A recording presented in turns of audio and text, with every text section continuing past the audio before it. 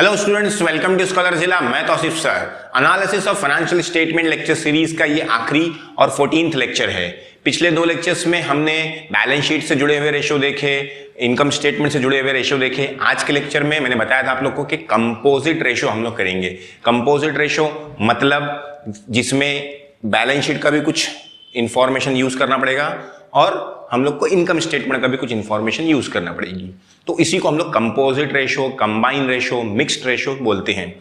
आगे के स्टैंडर्ड्स में आप लोग को बहुत सारे आएंगे, फिलहाल आपको दो दिए हुए हैं, सिर्फ दो, ठीक है ना। तो वो दो रेशोस आप लोग अगर देखेंगे तो आप लोग को मैं बता देता हूं, रिटर्न ऑन इन्वेस्टमेंट और दूसरा है return on capital employed. Short form में लिख रहा हूं, फुल फॉर्म आप लोग को यहां मिल जाएगा। रिटर्न ऑन इन्वेस्टमेंट और दूसरा क्या है, return on capital employed. Mostly in generally आपको अभी 12th में दोनों का फॉर्मूला ऑलमोस्ट क्या है, सेम है, कोई डिफरेंस नहीं है। लेकिन जब आगे की स्टैंडर्ड्स में आपको जाएंगे तो आपको फॉर्मूला थोड़ा सा डिफरेंशिएशन यूज करना पड़ेगा, डिपेंड्स ऑन क्वेश्चन, ठीक है ना। तो अभी देखते हैं, पहले समझते हैं कि रिटर्न ऑन इन्वेस्टमेंट्स होता क्या है। मतलब क्या है कि अगर जैसे एग्जांपल आप लोगों ने कंपनी में 10 लाख रुपए इन्वेस्ट किए हैं तो आप लोग को उस पर कितना प्रॉफिट मिलता है, ये परसेंटेज टर्म्स में निकाला जाता है। मतलब या तो फिर ऐसा निकालते हैं कि 1 रुपया इन्वेस्ट करें तो कितना पैसा मिल सकता है, इस तरह से इसको कन्वर्ट करके निकाला जाता है, ताकि पता चलता है कि शेयर होल्डर्स जो पैसा इन्वेस्ट कर रहे हैं कंपनी के अंदर उस पर वो लोग को रिटर्न कितना मिल रहा है, फायदा कितना मिल रहा है, इसलिए निकाला जाता है। रिटर्न ऑन कैपिटल एम्प्लॉयड भी सेम है, दोनों में डिफरेंस सिर्फ इतना है कि इसमें net profit before interest, tax and dividend, मतलब इंटरेस्ट देने से पहले, टैक्स भरने से पहले, डिविडेंड देने से पहले कितना कंपनी ने प्रॉफिट कमाई, ये यहां पे आएगा। और इसमें रहता है return net profit before interest and tax, dividend देने के बाद का जो नेट प्रॉफिट रहता है वो यहां पे आता है। अभी फिलहाल आप लोग को फॉर्मूले में इतना डिटेल में नहीं है, अभी फिलहाल दोनों का फॉर्मूला लगभग सेम है। Net profit before divide by capital employed into 100, इधर भी same, net profit upon capital employed into 100। Capital employed मतलब कितना पैसा हम लोगों ने लगाया। आप लोग अगर वर्टिकल बैलेंस शीट बनाएंगे तो उसमें लास्ट में हम लोग कैपिटल एम्प्लॉयड यूज करते थे वर्ड, बराबर ना। तो ये हो गया हम लोग का रिटर्न ऑन कैपिटल एम्प्लॉयड और ये हो गया रिटर्न ऑन इन्वेस्टमेंट। मैंने बताया यहाँ पे net profit before interest, tax and dividend, और यहाँ पे net profit before interest and tax आता है। अभी फिलहाल 12th में इतना डिटेल में नहीं है, मैंने आप लोग को समझाने के लिए बता दिया ताकि आप लोग को माइंड प्रिपेयर रहे, आगे काम आए, ठीक है। तो ऐसे ही बहुत सारे टॉपिक्स पे मैंने वीडियोस बनाया है, आप लोग को अगर देखना है तो सीख सकते हैं। Dissolution, bills of exchange, issue of shares, और एक टॉपिक जैसे भी ये हम लोग का चल रहा है, क्या बोलते हैं, analysis of financial statement. 4 chapter मैंने कंप्लीटली कराया है, मतलब एकदम डिटेल में सारे टाइप के क्वेश्चन ऑलमोस्ट कवर कर दिया है और हर एक तरह का लॉजिक यूज किया है ताकि आप लोग को हमेशा उसका कॉन्सेप्ट क्या रहे, याद रहे। तो इस तरह से मैंने उसको सॉल्व कराने की कोशिश किया है। आप लोग को देखना है तो देख सकते हैं। अगले लेक्चर में मैं, मतलब अगले जो सीरीज स्टार्ट करूंगा उसमें मैं, आप लोग बहुत लोगों ने मुझसे रिक्वेस्ट किया था सर NPO, ठीक है ना, नॉट फॉर प्रॉफिट ऑर्गेनाइजेशंस, बहुत टफ पड़ रहा है सर हम लोग को, तो आप लोग वो स्टार्ट कीजिए। तो अगले लेक्चर में मैं वो स्टार्ट करूंगा। आप लोग के अगर कोई फ्रेंड्स हैं जिनको सीखना है तो उनसे आप लोग वो वीडियो शेयर कर सकते हैं, ये भी शेयर कर सकते हैं, आपकी मर्जी है, ठीक है ना। चैनल पे पहली बार है तो चैनल को सब्सक्राइब जरूर कर लें। चलो अब क्या करते हैं, हम लोग 2 क्वेश्चन लेते हैं, दोनों के बेस पे। आपकी टेक्स्ट बुक में जो आपका अनसॉल्व है उसमें दोनों के बेस पे कोई क्वेश्चन नहीं दिया हुआ है। हाँ, लास्ट क्वेश्चन 17 दिया हुआ है जिसमें आप लोग को मेरे ख्याल से करंट रेशो निकालने बोले हैं। तो 17 क्वेश्चन आप लोग अगर सॉल्व कर लेंगे तो सॉल्व करके मुझे इंस्टाग्राम पे सबमिट कीजिए ताकि मैं चेक करके आप लोग को बताऊं कि आपने राइट किया है कि रॉन्ग किया है। वो सिंपल सा है, आप कर सकते हैं 17 क्वेश्चन। ये जो मैंने क्वेश्चन लिया आप लोग के टेक्स्ट बुक में अनसॉल्व में मुझे दिखा था, तो मैंने सोचा कि चलो ये टॉपिक छूट जाएगा, इसलिए इसको भी कवर कर लेता हूँ, ठीक है ना। अनसॉल्व मतलब सॉरी, सॉल्व में था, सॉल्व में ये टॉपिक, इसको भी कवर कर लेता हूँ, ठीक है ना। सॉल्व में से मिला था मुझे, तो मैंने क्वेश्चन लिखा है 2। पहले क्वेश्चन सॉल्व करते हैं। देखो क्या लिखा है, प्रॉफिट अर्न कितना 50,000, कैपिटल कितना है 2 लाख, रिजर्व्स कितना है 1 लाख, लोन कितना है 2 lakh, calculate return on investment, investment में कितना रिटर्न मिला वो कैलकुलेट करना है। तो 2 चीजें चाहिए हम लोग को रिटर्न इन्वेस्टमेंट के लिए, नेट प्रॉफिट चाहिए, तो क्वेश्चन में प्रॉफिट तो दिया हुआ है, मतलब ये मिल गया। कैपिटल एम्प्लॉयड हम लोग को क्वेश्चन में नहीं मालूम है, तो कैपिटल एम्प्लॉयड हम लोग को निकालना पड़ेगा।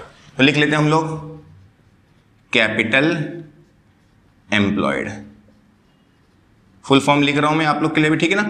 कैपिटल एम्प्लॉयड में याद रखना आप लोग को आपका ओन फंड और लोन फंड दोनों आता है। ओन फंड में बराबर है ना आप लोग का share capital, reserve and surplus less fictitious assets था। तो आप लोग के पास यहां पे क्या क्या है जरा देखिए, कैपिटल है, रिजर्व्स है, बराबर है, और लेस फिक्टिशियस असेट, लेकिन फिक्टिशियस असेट नहीं है। तो इतना पार्ट क्या हो गया आप लोग का ओन फंड, बराबर ना, owner's fund, share holders fund. फिर प्लस लोन फंड जिसको हम लोग बोरोड फंड बोलते थे। बोरोड फंड में आप लोग को पता है शेयर क्या बोलते हैं, डिबेंचर्स, बैंक लोन वगैरह आता था। तो अभी इसमें क्या दिया है, सिर्फ एक ही चीज दी है, लोन दिया डायरेक्टली। तो लिख देता हूं डायरेक्टली लोन। फॉर्मेट आप लोग को रिवाइज करा रहा हूं ताकि थोड़ा सा मतलब आप लोग को याद आ जाए कि पहले हम लोगों ने फॉर्मेट कैसा बनाए थे, उसी के हिसाब से हम लोग को कैलकुलेशन करना रहता है। तो कैपिटल कितना दिया हुआ है, 2 लाख, सॉरी ये प्लस था।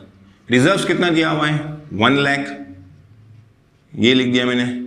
प्लस लोन कितना दिया हुआ है, 2 लाख, वो लिख दिया। तो 2 लाख, 3 लाख और 5 लाख। तो यहां पे मैं लिख देता हूं 5 लाख। ये आ गया हम लोग का कैपिटल एम्प्लॉयड। नेट प्रॉफिट हम लोग को पता है, अब हम लोग को निकालना है। फॉर्मूला लिख लीजिए, return on investment. Formula net profit, मैं अच्छे से लिख रहा हूं एक बार, वहां पे ऑलरेडी मैं लिख चुका हूं लेकिन फिर भी लिख रहा हूं, अपॉन कैपिटल एम्प्लॉयड इनटू 100। आपका नेट प्रॉफिट क्वेश्चन में है, प्रॉफिट अर्न कितना है, 50,000, तो लिख लीजिए, डायरेक्टली मिल गया ये। कैपिटल एम्प्लॉयड डायरेक्टली नहीं था क्वेश्चन में, इनडायरेक्टली उसको फाइंड आउट करना था, तो हम लोगों ने फाइंड आउट कर लिया यहां पे, बराबर ना। तो कितना था वो, 5 लाख,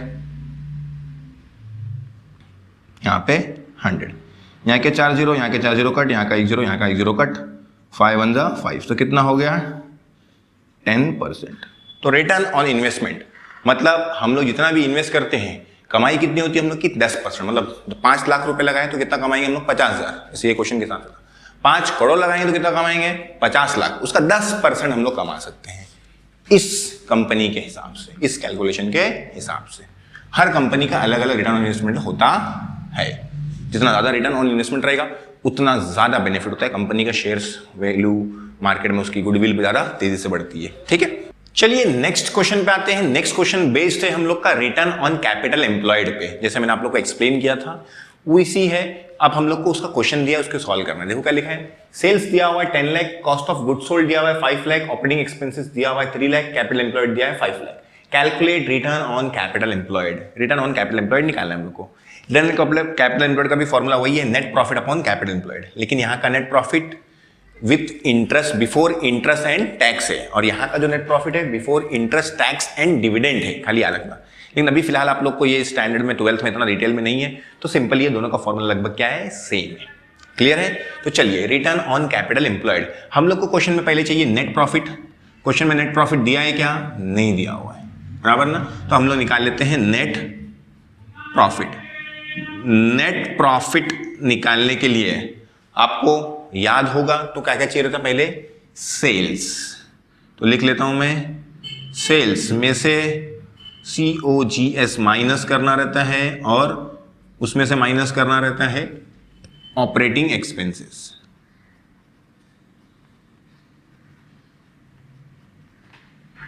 याद है कि नहीं, सेल्स में से cost of goods sold minus करते, फिर ऑपरेटिंग एक्सपेंस माइनस करते तो हम लोग का प्रॉफिट आता था, बराबर ना। तो वही हम लोगों ने कर दिया। तो सेल्स लिख लेते हैं हम लोग को, क्वेश्चन में दिया हुआ है 10 लाख,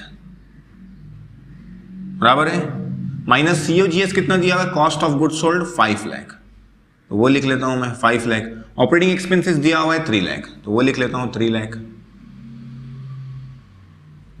10 लाख में से 5 लाख गया तो 5 लाख में से 3 लाख गया तो कितना हो गया, 2 लाख। तो आंसर कितना आ गया हम लोग का, 2 लाख। मतलब नेट प्रॉफिट कितना आ गया, 2 लाख। नेट प्रॉफिट मिल गया। कैपिटल एम्प्लॉयड चाहिए रहता है, कैपिटल क्वेश्चन में डायरेक्टली दिया हुआ है तो टेंशन लेने की जरूरत नहीं है। अब डायरेक्टली हम लोग फॉर्मूला लिखते हैं, return on capital employed is equal to net profit upon capital employed